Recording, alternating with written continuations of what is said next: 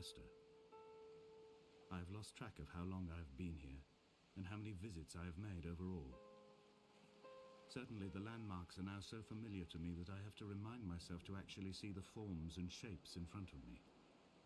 I could stumble blind across these rocks, the edges of these precipices, without fear of missing my step and plummeting down to sea. Besides, I have always considered that if one is to fall, it is critical to keep one's eyes firmly open.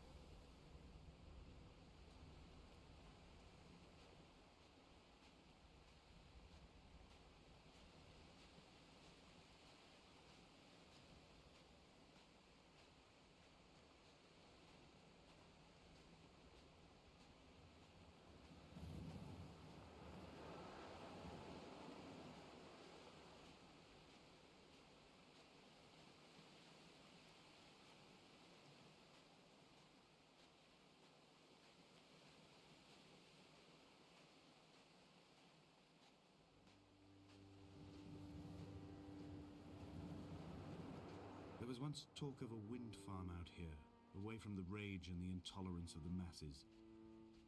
The sea, they said, is too rough for the turbines to stand.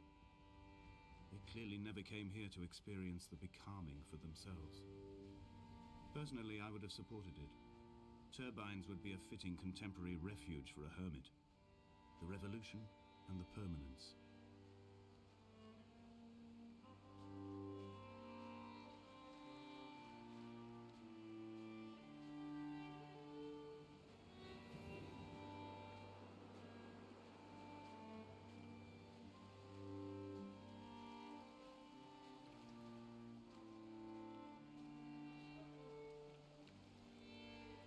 Dear Esther, I found myself to be as featureless as this ocean, as shallow and unoccupied as this bay, a listless wreck without identification. My rocks are these bones, and a careful fence to keep the precipice at bay. Shot through me caves, my forehead a mount. This aerial will transmit into me so. All overexposed, the nervous system, where Donnelly's boots and yours and mine still trample. I will carry a torch for you. I will leave it at the foot of my headstone. You will need it for the tunnels that carry me under.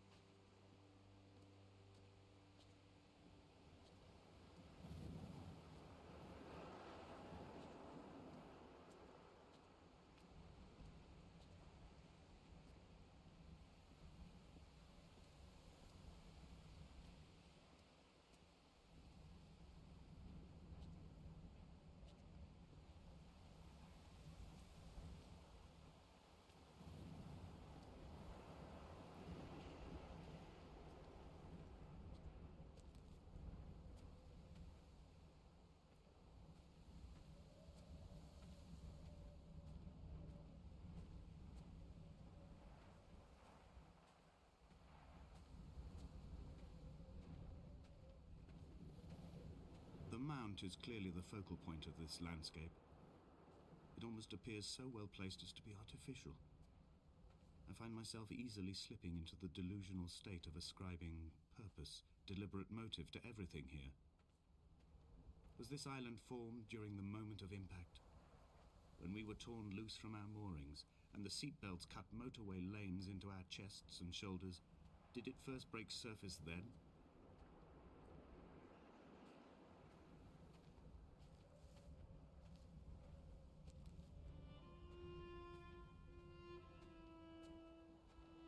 When someone had died or was dying, or was so ill they gave up what little hope they could sacrifice, they cut parallel lines into the cliff, exposing the white chalk beneath. You could see them from the mainland or the fishing boats, and know to send aid or impose a cordon of protection, and wait a generation until whatever pestilence stalked the cliff paths died along with its hosts. My lines are just for this: to keep any would-be rescuers at bay. The infection is not simply of the flesh.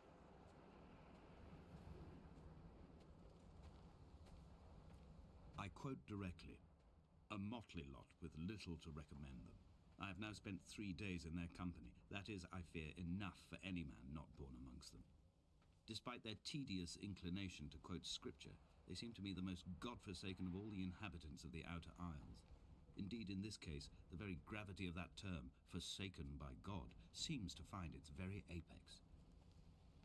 It appears to me that Donnelly, too, found those who wander this shoreline to be adrift from any chance of redemption. Did he include himself in that, I wonder?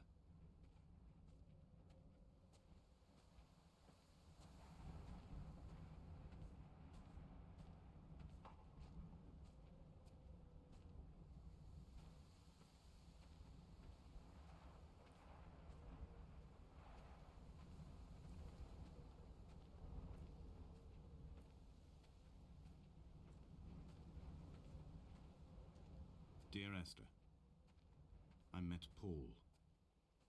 I made my own little pilgrimage. My Damascus, a small semi-detached on the outskirts of Wolverhampton. We drank coffee in his kitchen and tried to connect to one another. Although he knew I hadn't come in search of an apology, reason or retribution, he still spiraled in panic, thrown high and lucid by his own dented bonnet. Responsibility had made him old. Like us, he'd already passed beyond any conceivable boundary of life. This hermit, this seer, this distant historian of bones and old bread, where did he vanish to? Why, asked the farmers. Why, asked Jacobson. Why bother with your visions at all, if you're just to throw your arms up at the cliff and let it close in behind you and seal you into the belly of the island, a museum shut to all but the most devoted?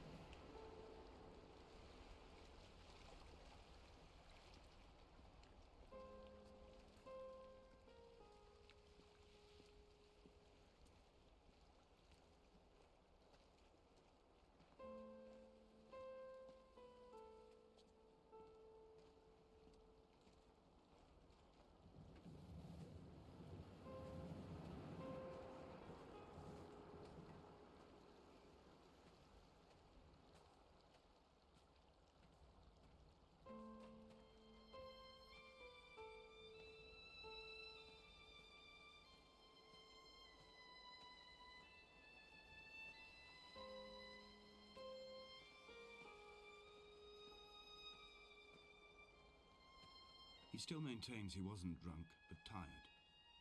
I can't make the judgment or the distinction anymore. I was drunk when I landed here, and tired too.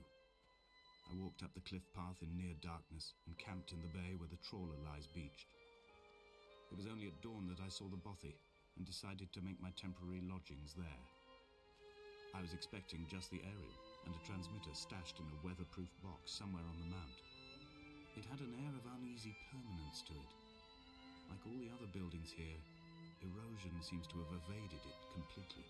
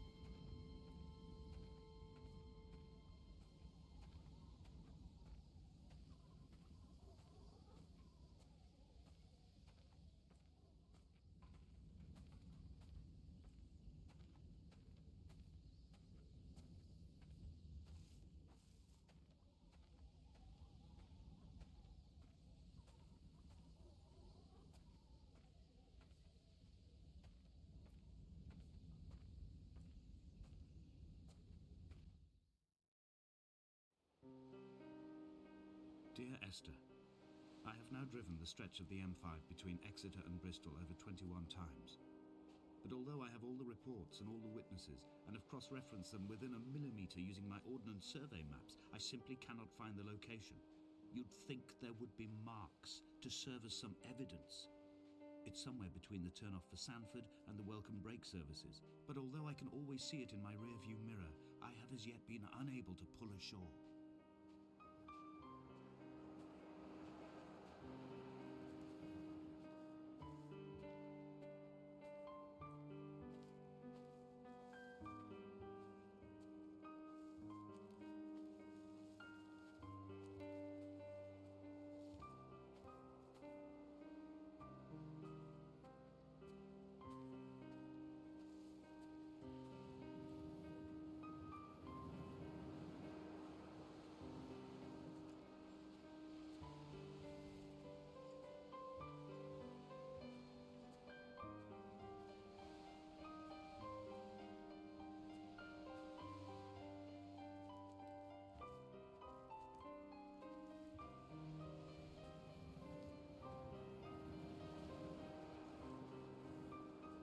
It's only at night that this place makes any sluggish effort at life. You can see the buoy and the aerial. I've been taking to sleeping through the day in an attempt to resurrect myself. I can feel the last days drawing upon me. There's little point now in continuation. There must be something new to find here. Some nook or some cranny that offers a perspective worth clinging to. I've burnt my bridges. I've sunk my boats and watched them go to water.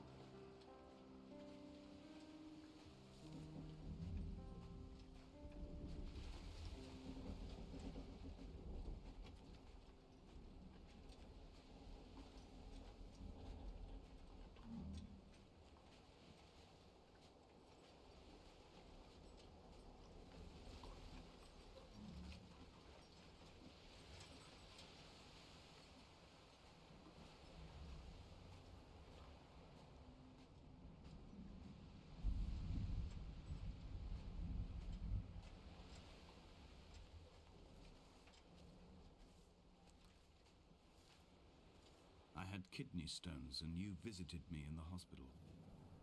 After the operation, when I was still half submerged in anesthetic, your outline and your speech both blurred.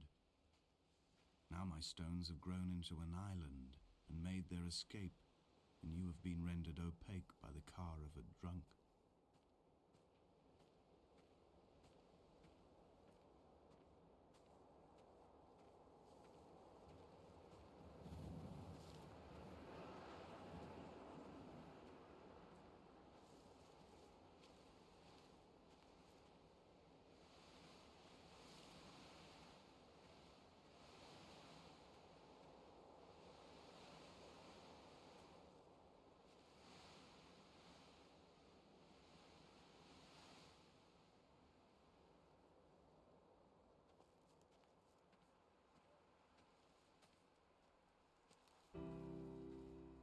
I've begun my ascent on the windless slope of the western side.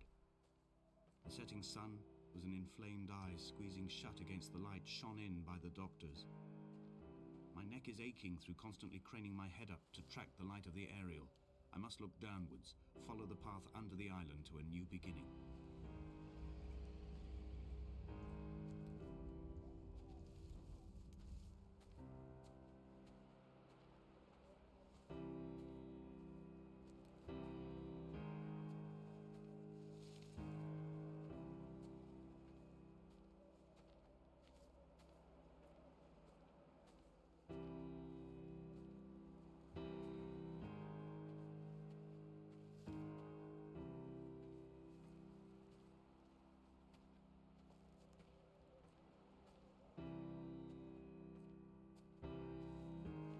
The bothy was constructed originally in the early 1700s.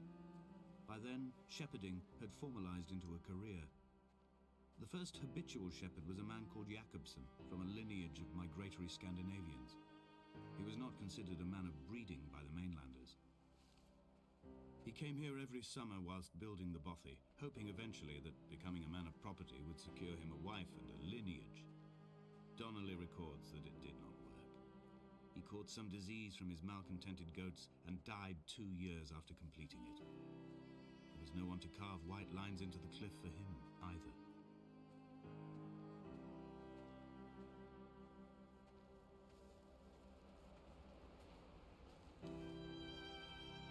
Three cormorants seen at dusk. They did not land. His house built of stone, built by a long-dead shepherd. Contents: my camp bed, a stove, a table, chairs, my clothes, my books. The caves that score out the belly of this island, leaving it famished. My limbs and belly famished. This skin, these organs, this failing eyesight. When the battery runs out in my torch, I will descend into the caves and follow only the phosphorescence home.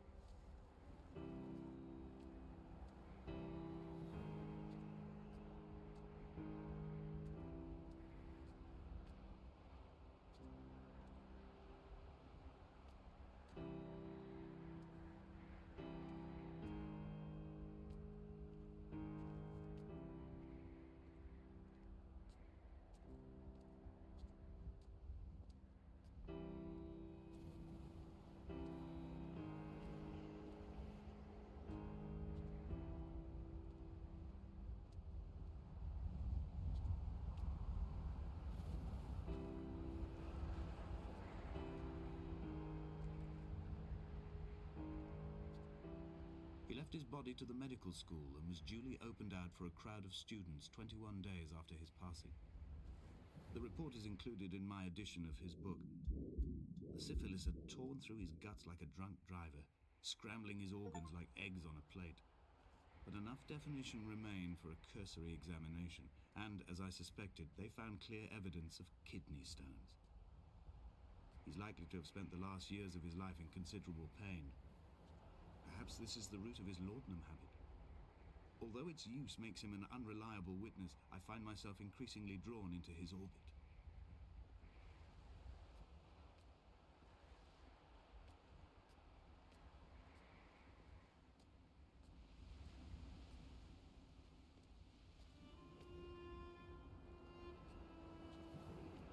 They found Jakobsen in early spring. The thaw had only just come. Even though he'd been dead nearly 7 months, his body had been frozen right down to the nerves and had not even begun to decompose. His fingernails were raw and bitten to the quick. They found the phosphorescent moss that grows in the caves deep under the nails. Whatever he'd been doing under the island when his strength began to fail is lost. He'd struggled halfway up the cliff again, perhaps in a delirium, perhaps trying to reach the Bothy's fire before curling into a stone and expiring.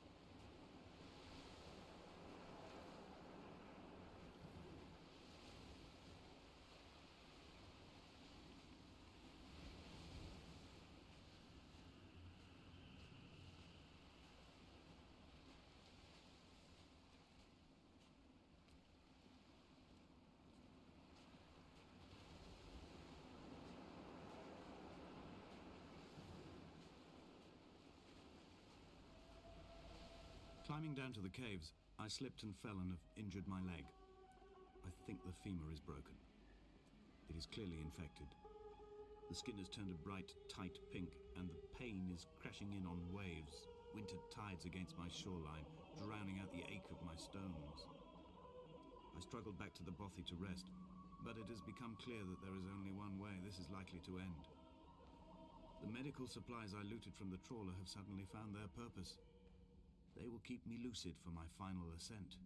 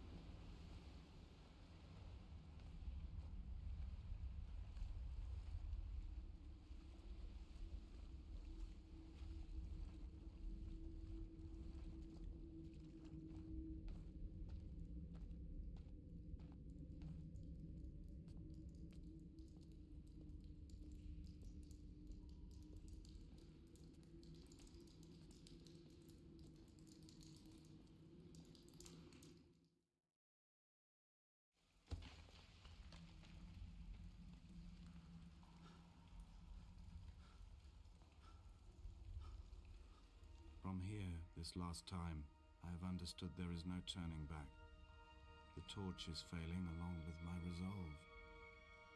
And hear the singing of the sea creatures from the passages above me, and they are promising the return of the gulls.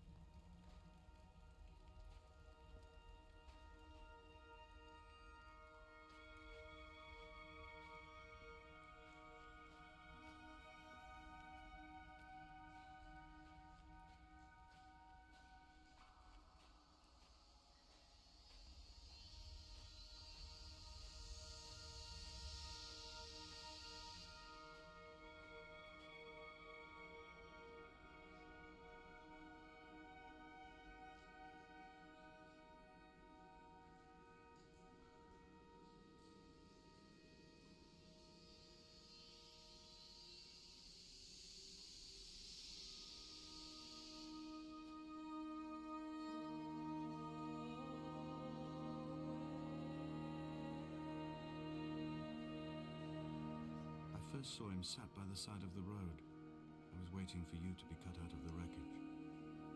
The car looked like it had been dropped from a great height. The guts of the engine spilled over the tarmac, like water underground.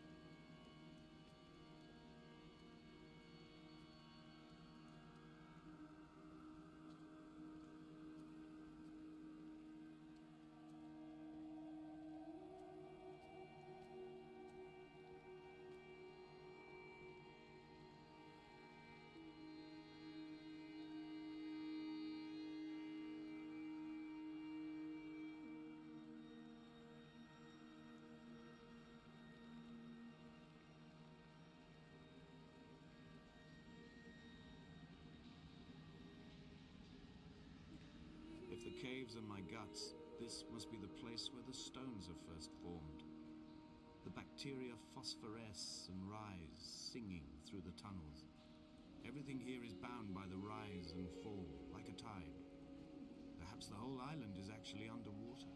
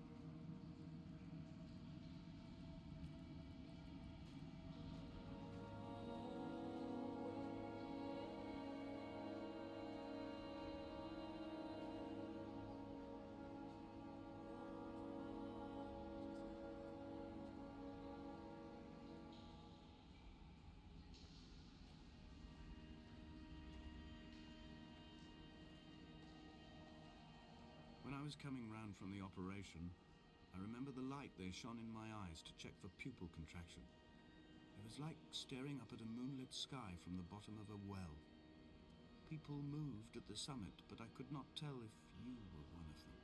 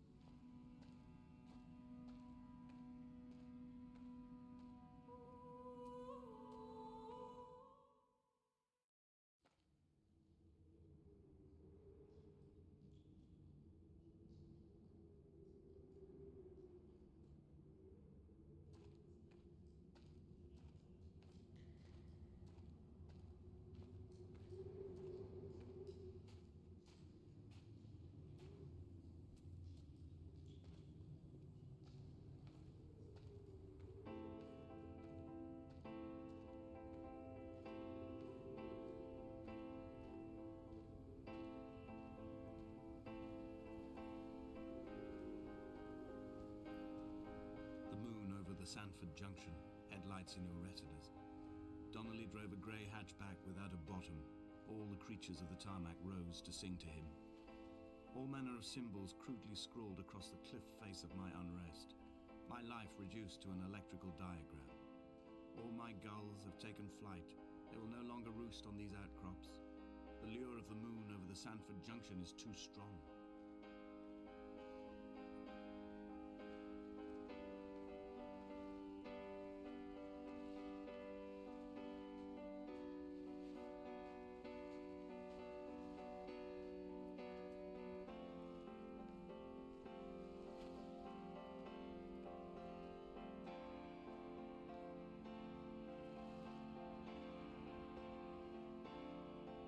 Dear Esther, I find each step harder and heavier. I drag Donnelly's corpse on my back across these rocks, and all I hear are his whispers of guilt, his reminders, his burnt letters, his neatly folded clothes. He tells me I was not drunk at all.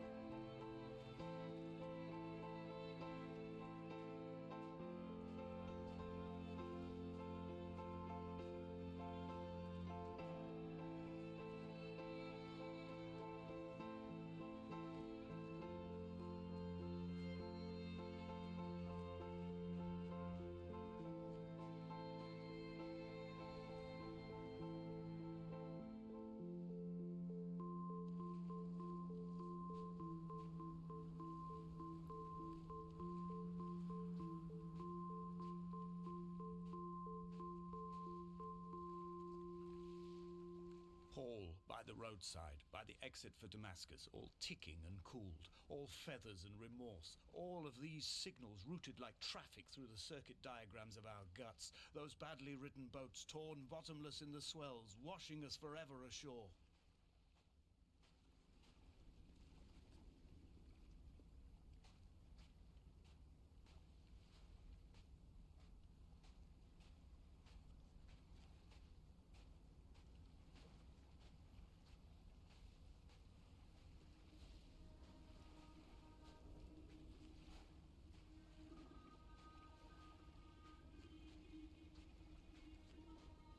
From here, I can see my armada. I collected all the letters I'd ever meant to send to you, if I'd have ever made it to the mainland, but had instead collected at the bottom of my rucksack, and I spread them out along the lost beach. Then I took each and every one, and I folded them into boats. I folded you into the creases, and then, as the sun was setting, I set the fleet to sail. Shattered into 21 pieces, I consigned you to the Atlantic, and I sat here until I'd watched all of you sink.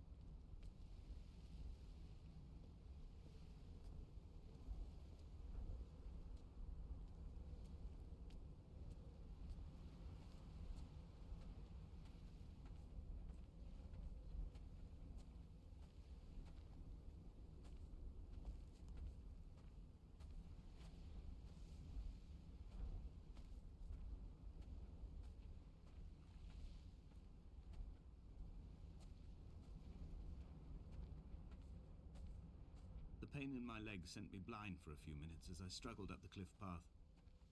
I swallowed another handful of painkillers, and now I feel almost lucid. The island around me has retreated to a hazed distance, whilst the moon appears to have descended into my palm to guide me. I can see a thick black line of infection reaching for my heart from the waistband of my trousers. Through the fugue, it's all the world like the path I have cut from the lowlands towards the aerial.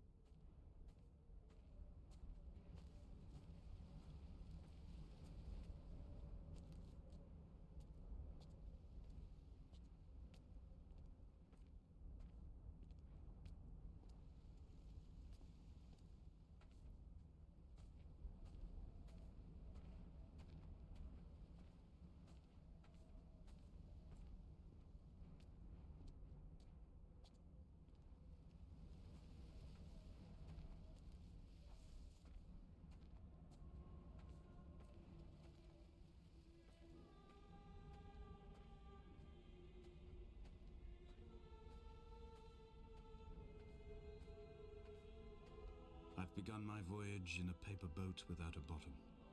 I will fly to the moon in it. I've been folded along a crease in time, a weakness in the sheet of life. Now you've settled on the opposite side of the paper to me. I can see your traces in the ink that soaks through the fiber, the pulped vegetation. When we become waterlogged and the cage disintegrates, we will intermingle. When this paper aeroplane leaves the cliff edge and carves parallel vapor trails in the dark, we will come together.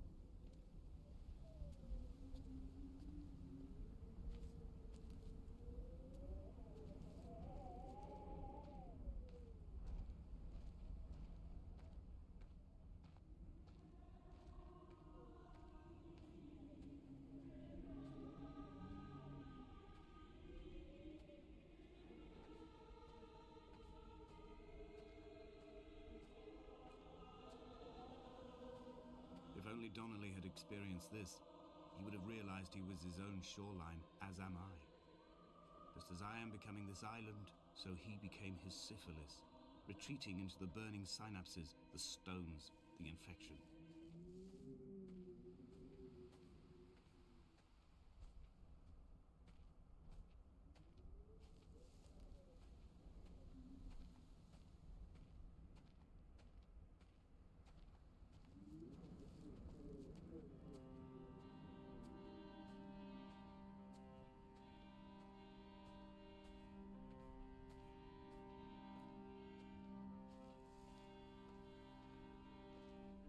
The stones in my stomach will weigh me down and ensure my descent is true and straight. I will break through the fog of these godforsaken pills and achieve clarity. All my functions are clogged, all my veins are choked. If my leg doesn't rot off before I reach the summit, it will be a miracle. There are 21 connections in the circuit diagram of the anti-lock brakes. There are 21 species of gull inhabiting these islands. It is 21 miles between the Sandford Junction and the turn-off for home. All these things cannot, will not be a coincidence.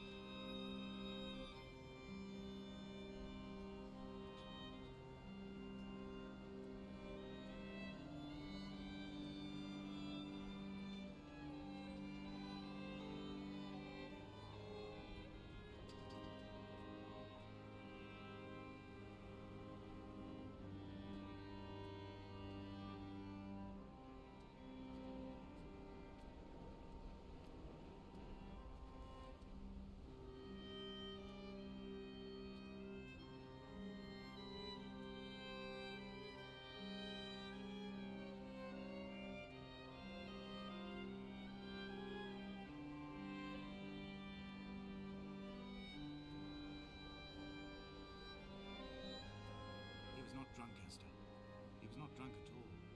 He had not drunk with Donnelly or spat Jakobsen back at the sea. He had not careered across the lost shores and terminal beaches of this nascent archipelago. He did not intend his bonnet to be crumpled like a spent tissue by the impact. His windscreen was not star-studded all over like a map of the heavens. His paintwork etched with circuit diagrams, strange fish to call the gulls away. The phosphorescence of the skid marks lighting the M5 all the way from Exeter to Damascus.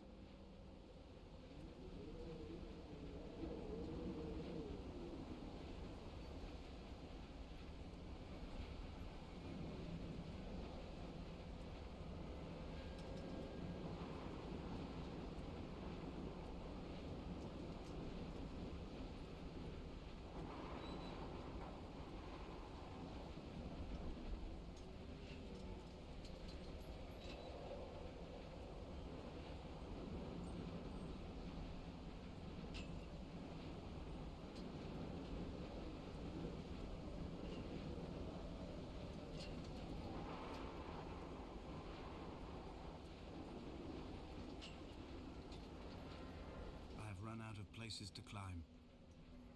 I will abandon this body and take to the air. Dear Esther, I have burned the cliffs of Damascus. I have drunk deep of it. My heart is my leg, and a black line etched on the paper all along this boat without a bottom. You are all the world like a nest to me. Eggs unbroken form like fossils, come together, send small black flowers to the air. From this infection, hope. From this island, flight.